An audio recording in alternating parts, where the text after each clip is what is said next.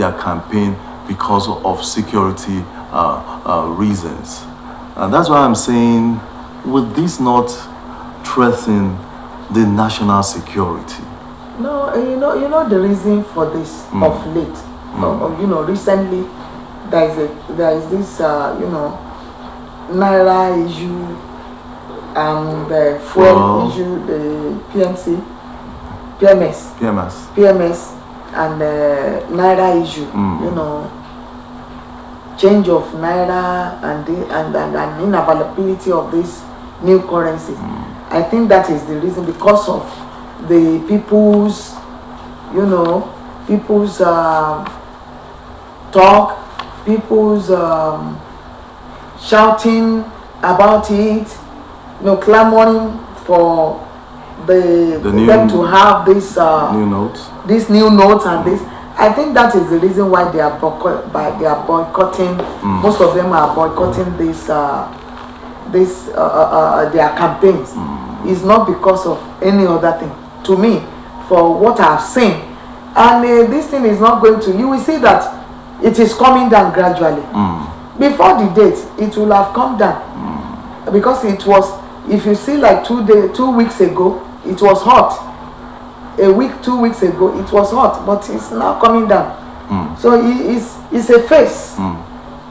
Now that you mentioned this Naira issue, I was thinking maybe we won't have time to talk about that since we're talking about election. But let me just chip in that in Osun State, we found out that we've gone out to see the sufferings of Nigerian people, especially during this new Naira note redesign. We see a lot of people sleeping at the banking, premises throughout, and you only have about 1 or 2 policemen guarding these banks. Don't you think that the hoodlums will use that as an advantage and probably move in? Especially you see people sleeping at banks around 2 a.m.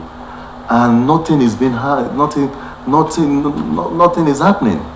I've told you before, you will see that in Osun, what was happening in other places did not happen here.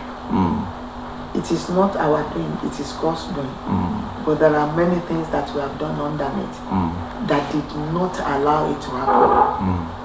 And that is why, even when people are sleeping in the bank, and you see 2 policemen, 3 policemen, they are still not attacked. I tell you that you may see a policeman, 2 policemen, but people that you did not see are plentier than the people that you are seeing. It's just like it's like the Bible says. Yeah, like the Bible says. That's what I want to borrow. I say they will say, look at all this army. There are plenty. How are we going to go about it? They now say God opened his eyes to see, and God opened his eyes, and he saw that even the armies that were with them are more than the armies that they are seeing. Well, we hope that God will open the journalists' eyes to see other policemen around to make sure that all these people are secure. Yes. All right, before I let you go, let's talk about this. The elders and farmers clash is coming up again, especially in the Middle East. An election is just by the corner. Don't you think this will affect election in that part of the country? Every state with its own peculiarity. In that place, they know they have already identified middle belt. Okay. They have been able to identify their problem, and every peculiar problem has a peculiar solution to it, and that is what they have done. In our own place here, we have our own peculiarity, which we are dealing with. Up there, they have their peculiarity, which they are dealing with. I don't think that's going to cause any problem, because they have already in place some things to be able to nip all those things in the bud. Well, we'll see how it goes when the election will come up proper. All right, your final show before I let you go. What's your own advice for publics, especially as the election beckons? I just want to use this medium to tell you, good people of Osun out there, that election is not war. And particularly I'm telling the politicians, their followers, all these political stalwarts, please tell your people, educate them not to engage themselves in any violence. With violence you cannot gain anything. It will just, and which we adhere to. We will not open our eyes to see anybody destroy other person's life or their properties. And so to be forewarned is to be forehand. We are telling you to maintain peace. This state is known to be Omoluabi, state of Omoluabi, that is the state of the virtuous. Let it remain so. Even this state, some other people that are even agitated in their own state, that they are having one problem or the other, they see this state as a state where they can come and relax and rest their mind.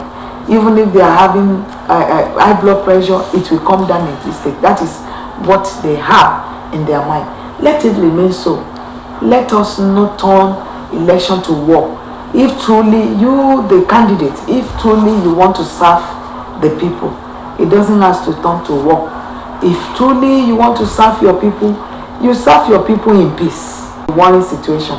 Please let us know that it is going to be someone that will be elected. Let that one be elected peacefully without any problem. Because if you cause any problem, the people that want to vote for you may not want to come out on that day. And which vote will you count when people that are supposed to vote for you? And it's not going to be selection, it's going to be election. And people that are going to elect you, if they cannot come out, how do you have votes that will count, that will make you to emerge as a winner? Please, even if somebody win today, another person will win tomorrow. No, it's not everybody that is going to win in a day, in an election.